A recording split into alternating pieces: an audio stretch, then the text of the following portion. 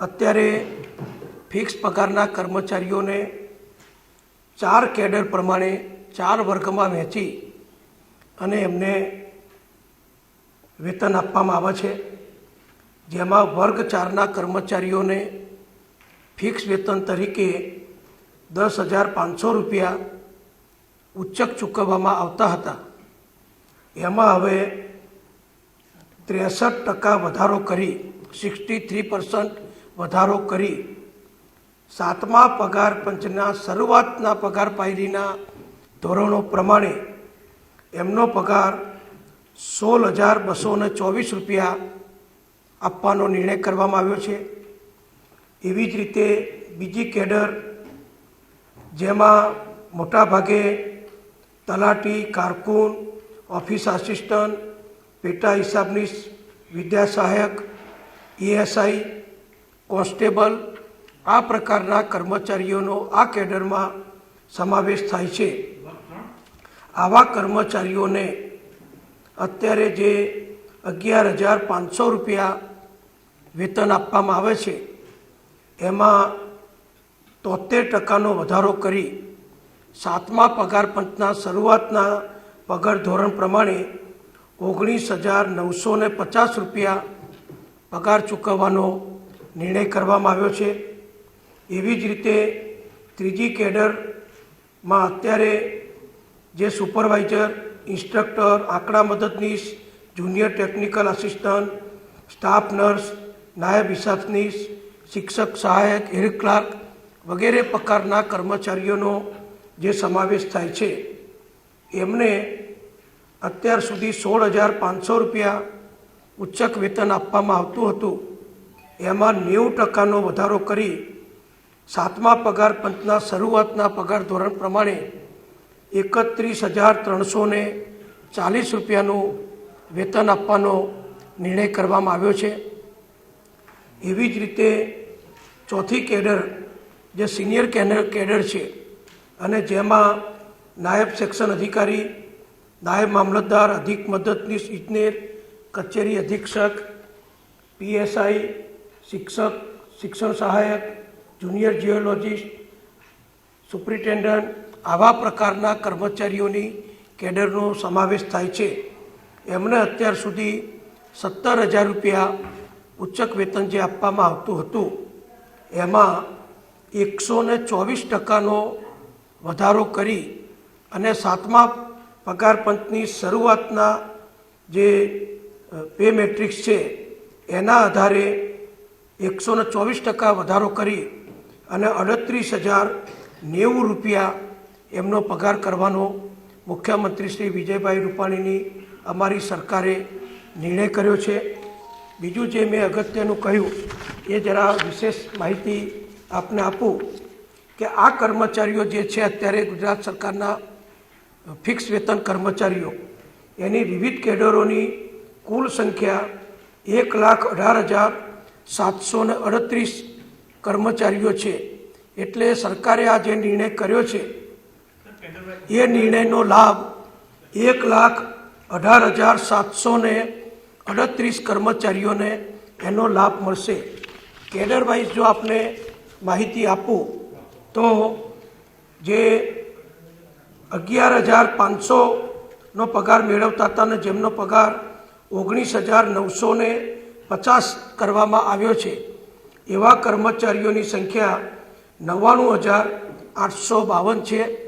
એવી જ રીતે જે કેડરના કર્મચારીઓ અત્યાર સુધી 16,500 રૂપિયાનો પગાર મેળવતા હતા, એમના પગારમાં 90% વધારો જે કરવામાં આવ્યો છે અને 31,340 રૂપિયા કરવામાં આવ્યો છે, એ કર્મચારીઓની સંખ્યા 15,722 છે. અને જે કર્મચારીઓ અત્યાર સુધી 17,000 વેતન મેળવતા હતા અને જેમનું વેતન હવે 38,090 રૂપિયા કરવામાં આવ્યું છે, એ કર્મચારીઓની સંખ્યા 3,164 છે.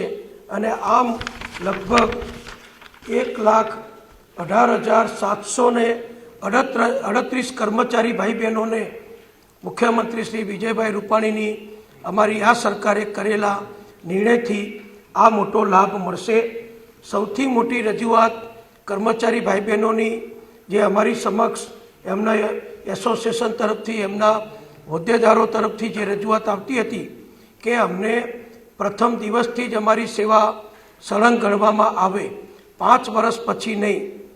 સરકારે એ પણ અગત્યનો નિર્ણય જે કર્યો છે કે હવે સરકારી કર્મચારી તરીકે આ કર્મચારીઓની નિમણૂક થાય એના પહેલા જ દિવસથી એમને સરકારી કર્મચારી તરીકેના તમામ લાભો પાત્ર ગણવામાં આવશે. એટલે હવે આ કર્મચારીઓને જે સિનિયોરિટી અને પ્રમોશન બંને માટે પહેલાં 5 વર્ષ નહોતા ગણાતા, એ હવે 5 વર્ષથી જ એને શરૂઆતથી જ નિમણૂક પાત્રે અને પ્રમોશન પાત્રે અને અન્ય સેવાઓમાં લાભ મેળવવા પાત્રે ગણવામાં આવશે. વધુમાં આ કર્મચારીઓને હવે જે વધારાનો લાભ આપવાનો છે એમાં 10% HRAનો લાભ આપવામાં આવશે. એવી જ રીતે એમને ટ્રાન્સપોર્ટ એલાઉન્સ જે નિયમિત કર્મચારીઓને મળે છે એ પ્રમાણે આપવામાં આવશે.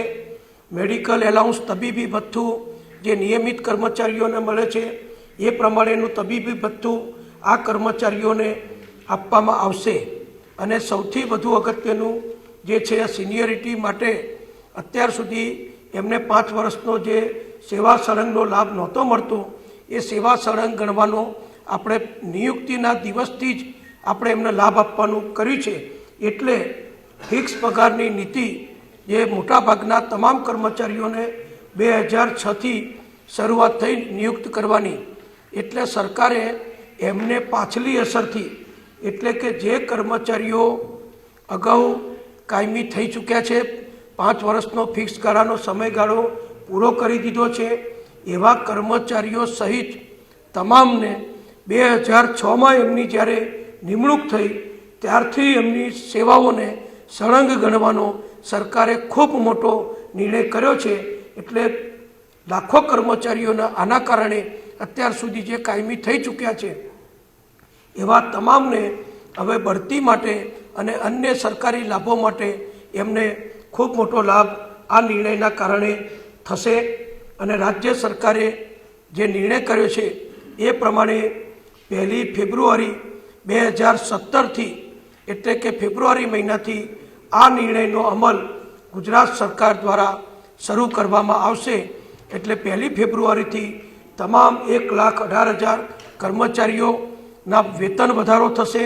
અને જે ભૂતકાળમાં જે કર્મચારીઓ 5 વર્ષની સેવાઓ પૂર્ણ કરી ચૂક્યા છે પણ એમને 5 વર્ષનો લાભ જે નહોતો મળતો, સેવા સળંગ ગણાતી નહોતી, એ સેવા સળંગ ગણવાનો નિર્ણય 2006થી કરવામાં આવે છે.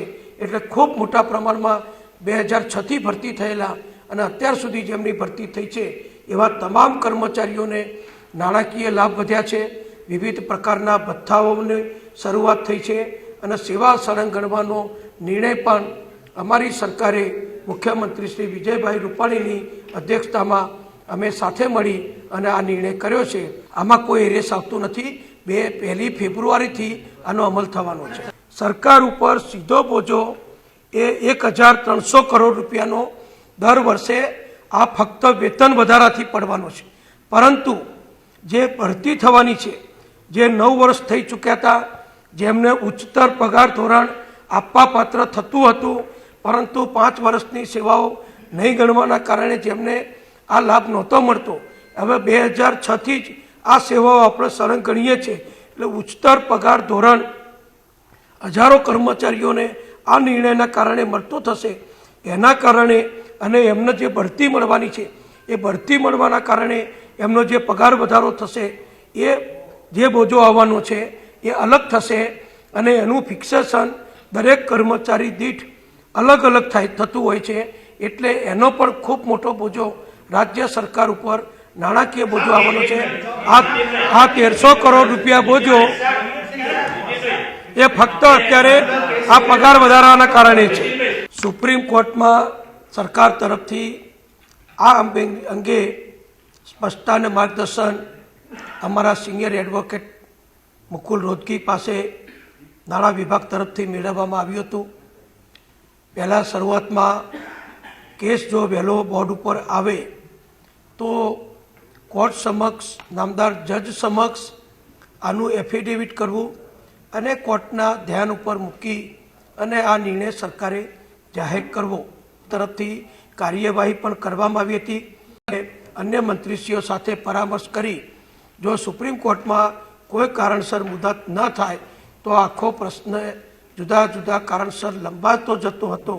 તો એની સામે અમારા સુપ્રીમ કોર્ટના સિનિયર એડવોકેટે એમને સલાહ આપી કે આ સારો નિર્ણય છે, કર્મચારી લક્ષી નિર્ણય છે, કર્મચારીઓની ફાયદાકારક નિર્ણય છે, એટલા માટે તમે અત્યારે હવે એની જાહેરાત કરો, એનું નોટિફિકેશન કરો અને હવે જ્યારે નામદાર સુપ્રીમ કોર્ટમાં આ કેસ ચાલવા ઉપર આવશે બોર્ડ ઉપર, ત્યારે અમે આ નોટિફિકેશન નામદાર સુપ્રીમ કોર્ટના ધ્યાન ઉપર મૂકીશું કે રાજ્ય સરકારે 1,18,000 કર્મચારીઓને પગાર વધારો અને સેવા સળંગ કરવાનો નિર્ણય અમે કર્યો છે.